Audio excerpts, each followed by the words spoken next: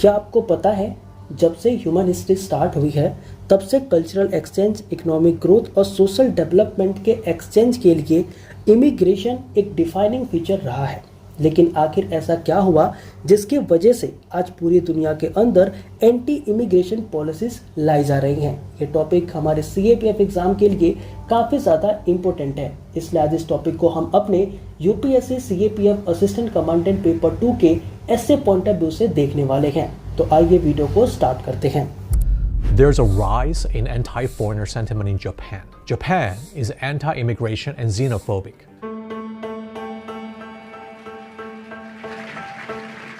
Vi vil ikke sende flygtninge tilbage til et land, vi ikke tør åbne ambassader i. Vi køber ikke løgne som borgere, for vi giver igen nu.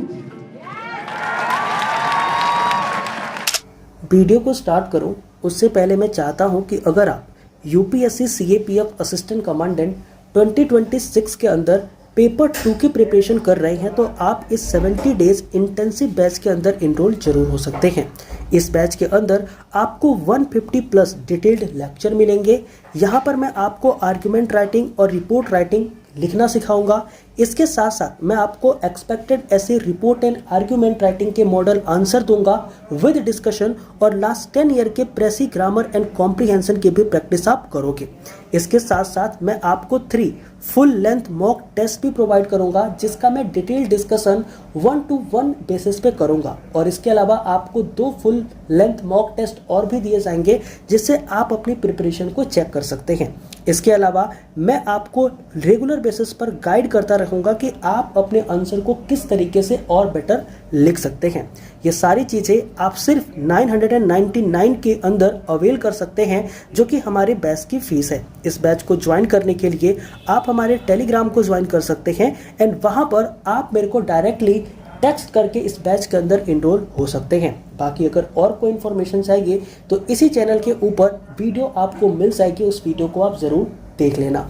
बताते हैं अपने आज के lecture के ऊपर, और आज हम कवर करते हैं rise of anti immigration policy. देखो, rise of anti immigration policy हमारे एग्जाम के लिए काफ़ी ज़्यादा इंपॉर्टेंट है, और अगर हम ऐसे की बात करते हैं तो इसके लिए हमें एक इंट्रो, एक बॉडी और एक कंक्लूजन लिखना होगा। इंट्रोडक्शन के अंदर हम लिख सकते हैं कि जो इमिग्रेशन है वो एक डिफाइनिंग फीचर रहा है हमारे ह्यूमन हिस्ट्री का। इसकी वजह से जो कल्चरल एक्सचेंज है, इकोनॉमिक ग्रोथ है और सोशल डेवलपमेंट है वो एक्सचेंज होते रहे हैं। हालांकि लास्ट कुछ दशकों की अगर मैं बात करूं तो हमें पता लगेगा कि पूरी दुनिया के अंदर एंटी इमिग्रेशन पॉलिसी का एक राइज देखने को मिला है। अब ये जो पॉलिसी है इनके अंदर economic, political and social anxiety दिखाई पड़ती है, जिसकी वजह से बहुत सारे देशों को अंदर आपस में टेंशन क्रिएट हो जाता है, और नेशनलिज्म, मल्टीकल्चरलिज्म और प्रोटेक्शनिज्म को लेकर के ये टेंशन बढ़ते ही जाते हैं। जब हम बात करते हैं कुछ रिसेंट एग्जाम्पल्स की तो हमें पता लगता है यूनाइटेड स्टेट्स ऑफ अमेरिका के बारे में, जहां पर हमें दिखाई पड़ता है कि उन्होंने अपनी H1 वीज़ा की फीस जो है वो बढ़ा दी ताकि इमिग्रेशन कम हो सके।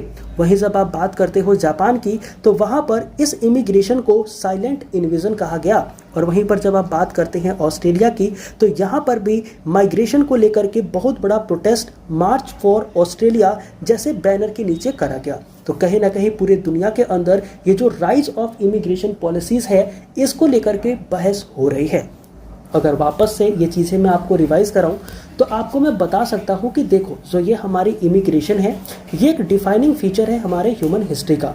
इसकी वजह से cultural exchange, economic growth and social development जैसी चीज़ें कंट्रीब्यूट हुई थी। लेकिन अगर आप हाल फिलहाल के दशकों की बात करो तो आपको पता लगेगा कि जो पूरी दुनिया है उसने एंटी इमिग्रेशन पॉलिसीज़ के ऊपर अपना फोकस शिफ्ट कर लिया है।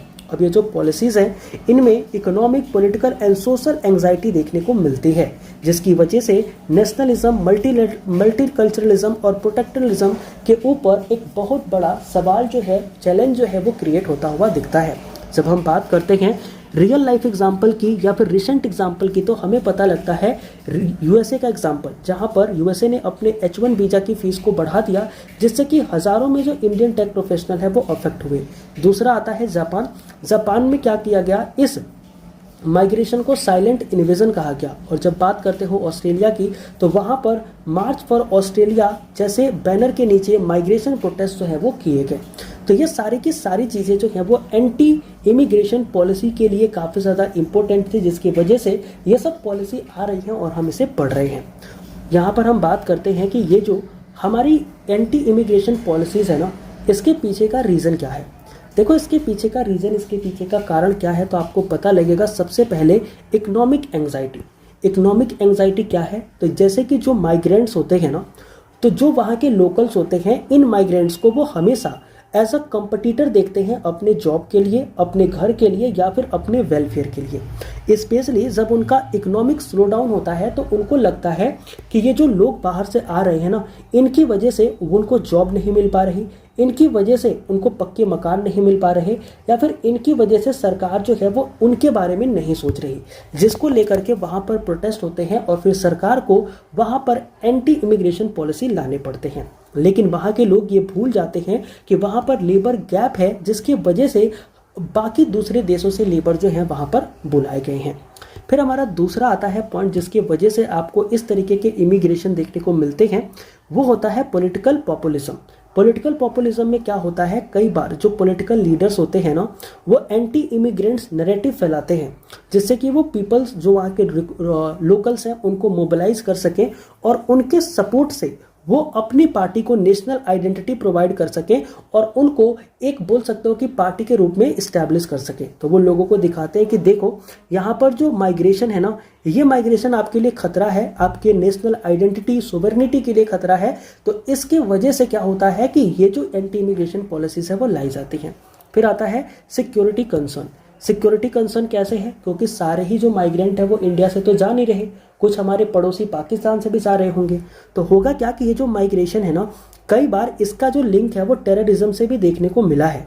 तो इसकी वजह से जो पॉलिटिकल पार्टियां हैं या जो वहाँ की सरकारें हैं, वो स्ट्रिक्टर बॉर्डर कंट्रोल के लिए जो लोगों की एंट्री है वो लिमिट कर देती हैं और लिमिट मात्रा में ही माइग्रेशन को अपने देश में आने देती हैं। तो इसकी वजह से भी एंटी इमिग्रेशन पॉलिसी बढ़ती है। फिर आती है कल्चरल एंड सोशल आइडेंटिटी। यहाँ पर आपको पता लगेगा कि जो माइग्रेंट्स है ना, इनकी वजह से जो डेमोग्राफिक चेंज है वो काफ़ी तेज़ी से होता है। तो वहाँ पर जो लोग रहते हैं, जो लोकल्स रहते हैं, उनको डर होता है कि कहीं उनका कल्चर, उनका लैंग्वेज या फिर उनका रिलीजन डाइल्यूट ना हो जाए। तो अपनी चीज़ों को बचाए रखने के लिए वो इस तरीके के एंटी इमिग्रेशन पॉलिसीज़ को लेकर के आते हैं। तो ये हमारा रीज़न हो गया कि आखिर ये एंटी इमिग्रेशन पॉलिसीज़ लाई कैसे जाती है, तो क्यों लाई जाती है। अब अगर हम बात करते हैं कि आखिर इस एंटी इमिग्रेशन पॉलिसी का इंडिया पे क्या असर पड़ेगा, क्या इम्पैक्ट पड़ेगा उसकी, तो सबसे पहला इम्पैक्ट कि हमारी जो एम्प्लॉयमेंट अपॉर्चुनिटी थी अब्रॉड में वो कम हो जाएगी। कैसे कि अगर स्ट्रिक्टर वीज़ा नॉर्म्स जैसे कि H1 वीज़ा, स्टूडेंट वीज़ा या फिर वर्क परमिट अलाउ कर दिए जाते हैं, तो इससे जो अपॉर्चुनिटी है हमारे इंडियन प्रोफेशनल्स के लिए, स्टूडेंट्स के लिए, स्पेशली वे जो IT, हेल्थ केयर या रिसर्च सेक्टर के अंदर हैं, उनकी अपॉर्चुनिटी लिमिट हो जाएगी और उनको उतना बढ़िया मौका नहीं मिल पाएगा कि वो बाहर जाके पैसा कमा सके। फिर दूसरा आता है डिक्लाइन इन रेमिटेंसेस। सभी को पता है कि बहुत सारे भारतीय दूसरे देशों में जाकर के पैसा कमाते हैं, फिर वो जो पैसा कमा के इंडिया में भेजते हैं, तो इससे भारत का जो रेमिटेंस है वो बढ़ता है और भारत की फॉरेन एक्सचेंज जो है वो भी बढ़ जाती है। तो यहाँ पर आप देखोगे कि जो अगर कुछ ही लोग, मतलब कुछ ही इंडियंस जब ओवरसीज होंगे और वो जाकर के बाहर पैसा कमाएंगे, तो इससे क्या होगा कि जो हमारा रेमिटेंस का इनफ्लो है ना वो रेड्यूस हो जाएगा, जिससे हमारे इंडिया का जो फॉरेन एक्सचेंज है उस पर भी अफेक्ट होगा और हमारे इंडिया का जो हाउस होल्ड इनकम है वो भी घट जाएगा। फिर होगा brain drain reversal and domestic pressure, यानी कि अगर लोग बाहर काम करने नहीं जाएंगे तो हमारी जो घरेलू इंडस्ट्री है, डोमेस्टिक इंडस्ट्री है, जो कि इनएडवोकेट है, उतने लोगों को नौकरी नहीं दे सकती, तो उनके ऊपर क्या हो जाएगा, बहुत ज़्यादा प्रेशर बढ़ जाएगा और इस प्रेशर की वजह से जो जॉब मार्केट है वो बिल्कुल तितर बितर हो सकता है। फिर हमारे पास है impact on India's IT and service export. अब देखो भारत का जो IT सेक्टर है ना उस पर भी बहुत बड़ा दबाव पड़ेगा। कैसे? क्योंकि जो एंटी इमिग्रेशन है ना, अगर ये लाया जाता है तो इसकी वजह से जो हमारे कॉस्ट है वो सबसे ज़्यादा सहने पड़ेंगे किसको, जो हमारे IT सेक्टर है उनको, क्योंकि इंडिया का जो IT सेक्टर है आपको पता लगेगा ये अफेक्ट होगा, क्योंकि जो हमारी ग्लोबल सर्विस डिलीवरी मॉडल है ना उस पर हमारी IT सेक्टर काम करती है और अगर इस IT सेक्टर पे बहुत ज़्यादा लोड दे दिया गया तो यहाँ पर आपको इसका इम्पैक्ट देखने को मिल सकता है, जो कि नेगेटिव वे में हो सकता है। फिर हमारा आता है strain on bilateral relation and soft power, यानी कि अगर मान लो कहीं पर इंडियंस नहीं है, इंडिया का डायस्पोरा नहीं है जो कि सॉफ्ट पावर को रिप्रेजेंट करता है, तो इसके वजह से जो हमारी फॉरेन पॉलिसी है वो कमज़ोर हो जाएगी, बायलैटरल रिलेशन कमज़ोर हो जाएंगे। तो ये सब चीज़ों पर असर पड़ सकता है, क्योंकि अगर हार्श इमिग्रेशन होगा तो इसके वजह से इंडिया क्या कर सकता है, उस कंट्री के साथ अपने रिलेशन को ख़त्म कर सकता है, जिसके वजह से इंडिया का जो सॉफ्ट पावर है वो भी थोड़ा सा कम हो जाएगा, और इसके वजह से जो कल्चरल आउटरीच है हमारी वो भी उतनी ज़्यादा अच्छी नहीं रहेगी। तो ये हमारे कुछ इम्पैक्ट है जो कि हमें दिखाई पड़ते हैं एंटी इमिग्रेशन पॉलिसी के। सबसे पहला तो हमें एम्प्लॉयमेंट अपॉर्चुनिटी जो है वो कम हो जाएगी, हमारी जो रेमिटेंस है वो आनी बंद हो जाएगी, हमारे आईटी सेक्टर पे और घरेलू इंडस्ट्री पे बहुत ज़्यादा प्रेशर पड़ेगा, और हमारी जो सॉफ्ट पावर या बायलैटरल रिलेशन है उनके ऊपर भी दबाव पड़ेगा और वो भी खराब हो सकते हैं। लेकिन अब इंडिया के पास वे फॉरवर्ड पॉइंट क्या है, आगे की राह क्या है, हम क्या कर सकते हैं, सजेशन क्या है। तो सबसे पहला तो डाइवर्सिफिकेशन ऑफ माइग्रेशन डेस्टिनेशन, यानी कि इंडिया मान लो किसी एक कंट्री में अगर एंटी इमिग्रेशन पॉलिसी आ गई तो इंडिया को दूसरी कंट्री की तरफ देखना चाहिए। जैसे कि India should strengthen labour and mobility agreement with a emerging economy, जैसे कि हमारी गल्फ हो गया, यूरोप हो गया या फिर ईस्ट एशिया हो गया, इनके साथ हमारी दोस्ती बढ़ानी चाहिए, और वहाँ पर हमारे जो माइग्रेंट्स हैं, जो हमारे वर्कर हैं, जो लेबर हैं, उनको भेजना चाहिए, जो कि एक पहला हमारा मूव हो सकता है। दूसरा हो सकता है strengthening the domestic job creation. Domestic job creation का मतलब क्या है कि इंडिया को अपना जो मैन्युफैक्चरिंग है ना उसको बूस्ट करने की नीड है, स्टार्टअप्स बढ़ाने की नीड है, सर्विस सेक्टर के थ्रू कुछ स्कीम जैसे कि make in India and skill in India जो हैं, इन सब स्कीम को यूटिलाइज करके हमें जो अपने स्किल्ड वर्कर्स हैं उनको एब्जॉर्ब करके उनको रिटर्न करने की कोशिश करनी चाहिए, जिससे कि हमारा मैन्युफैक्चरिंग, स्टार्टअप और बाकी जो सर्विस सेक्टर है वो भी अच्छा कर सके। तो ये हमारी हो सकती है। पहला तो हम अपने वर्कर्स को, अपने माइग्रेंट्स को किसी दूसरे कंट्री में भेजें, तो ये हमारे पास एक सजेशन है। दूसरा है कि अगर हम उन्हें घर पे ही रख रहे हैं तो हम अपने मैन्युफैक्चरिंग को, अपने स्टार्टअप को या फिर सर्विस सेक्टर को गवर्नमेंट की स्कीम जैसे कि मेक इन इंडिया हो गई या फिर स्किल इंडिया हो गई, इसके थ्रू और भी इन्हेंस करें, जिससे कि हमारा स्किल्ड वर्कर जो है वो एब्जॉर्ब हो सके। फिर इसके बाद आता है स्किलिंग एंड रीस्किलिंग वर्कफोर्स। यहाँ पर क्या पता लगता है कि हम अलाइन करें एजुकेशन और वोकेशनल ट्रेनिंग को, ताकि हम फ्यूचर रेडी स्किल जैसे कि एआई या फिर ग्रीन जॉब या हेल्थ केयर के अंदर पूरे के पूरे वर्क फोर्स को ट्रांसपोर्ट कर पाएँ। यहाँ पर आप देखोगे कि जिससे कि हमारी ग्लोबल और डोमेस्टिक एम्प्लॉयबिलिटी क्या हो जाएगी, बढ़ जाएगी। तो ये भी काम हम कर सकते हैं। फिर आता है डायस्पोरा इंगेजमेंट एंड प्रोटेक्शन।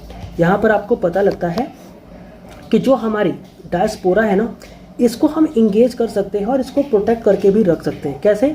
जैसे कि अगर हम प्रोएक्टिवली इंगेज करें इंडियन डायस्पोरा के साथ थ्रू द डिप्लोमेटिक चैनल और सेफगार्ड करें वर्कर्स के राइट को और लेवरेज करें उनके economic and soft power potential को, तो इससे भी हमारे जो माइग्रेंट्स हैं उनकी हम हेल्प कर सकते हैं। फिर आता है डिप्लोमेटिक नेगोशिएशन ऑन मोबिलिटी, यानी कि अगर मान लो कहीं पर भी एग्रीमेंट कुछ भी हो रहा है, जैसे कि आप ट्रेड एग्रीमेंट वगैरह कर रहे हो, स्ट्रेटेजिक पार्टनरशिप कर रहे हो, फ्री ट्रेड एग्रीमेंट्स नेगोशिएट कर रहे हो, तो उसके अंदर आप वीज़ा को भी थोड़ा सा देखो, वीज़ा को भी आप रिजीम करो और उसके अंदर आप टैलेंट मोबिलिटी फ्रेमवर्क को भी क्या कर सकते हो, साइन कर सकते हो, उनके साथ पार्टनर कंट्रीज के साथ जा सकते हो, जैसे कि अगर भारत का कोई टैलेंटेड वर्कर है तो वो वहाँ पर जाके काम कर सके। तो इस तरीके के भी एग्रीमेंट हम कर सकते हैं बाकी किसी अलग कंट्री के साथ। तो यहाँ पर हमारे पास कुछ वे फॉरवर्ड पॉइंट है जो मैं वापस से एक्सप्लेन करता हूँ। सबसे पहला कि अगर एक देश जैसे यूएसए अगर आपको बैन कर रहा है, नहीं आने दे रहा है, तो आप गल्फ कंट्री में जाने की कोशिश करो, आप यूरोप में जाने की कोशिश करो, ईस्ट एशिया में जाने की कोशिश करो। दूसरा है कि हम अपने डोमेस्टिक मैन्युफैक्चरिंग को, स्टार्टअप्स को एंड सर्विस सेक्टर को अच्छा करेंगे। फिर आता है कि हम अपने वर्कर को रीस्किलिंग करेंगे, और फिर आता है कि डायस्पोरा को इंगेज करेंगे। फिर आता है डिप्लोमेटिक नेगोशिएशन करेंगे, जैसे कि हम अपने डायस्पोरा को उस कंट्री के अंदर जो है वो भेज पाए।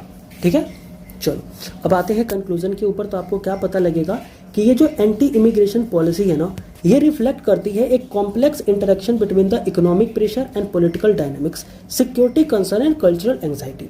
हालांकि अगर आप देखोगे तो कुछ पॉलिसी जो हैं वो एम भी करती हैं ताकि वो नेशनल इंटरेस्ट को बचा सके, लेकिन कुछ जो है वो humanitarian, social and economic cost के ऊपर क्या होती हैं, ये कैरी फॉरवर्ड होती हैं। अगर आप देखोगे तो अगर आप माइग्रेशन चैलेंज को एड्रेस करना चाहते हो तो इसके लिए आपको एक अच्छी स्ट्रेटजी चाहिए और एक बैलेंस नेशनल सिक्योरिटी और इकोनॉमिक प्रायोरिटीज़ के साथ ह्यूमन राइट और सोशल इंटीग्रेशन को भी लाना पड़ेगा। अगर आप क्या करते हो, अडॉप्ट करते हो इंक्लूसिव, एविडेंस बेस्ड और कोऑपरेटिव अप्रोच को, तो कंट्री क्या कर सकती है, इस माइग्रेशन को हार्नेस कर सकती है और इसको जो बेनिफिट है वो ले भी सकती हैं by mitigating the challenges of migration. हम इंश्योर कर सकते हैं कि माइग्रेशन जो है वो कंट्रीब्यूट करे ग्लोबल डेवलपमेंट को, कल्चरल एनरिचमेंट को एंड सोशल स्टेबिलिटी को। तो कुछ इस तरीके से आप कंक्लूजन भी लिख सकते थे, जहां पर आप ये बता सकते हो कि जो ये एंटी इमिग्रेशन पॉलिसी है ये रिफ्लेक्ट करती है complex interaction between the economic pressure and political dynamics, security concern and cultural exchange. अब ये जो पॉलिसी है ना ये आपकी प्रोटेक्ट करती है नेशन के इंटरेस्ट को, लेकिन जो नेशन का इंटरेस्ट है ये कई बार humanitarian, social and economic cost के ऊपर होता है। यहाँ पर अगर आप माइग्रेशन के चैलेंज को एड्रेस करना चाहते हो तो आपको ज़रूरत है कि आप एक ऐसी स्ट्रेटजी लेकर के आओ जो कि बैलेंस करे आपकी नेशनल सिक्योरिटी को भी और आपकी इकोनॉमी को प्रायोरिटी भी करे with the human right and social integration.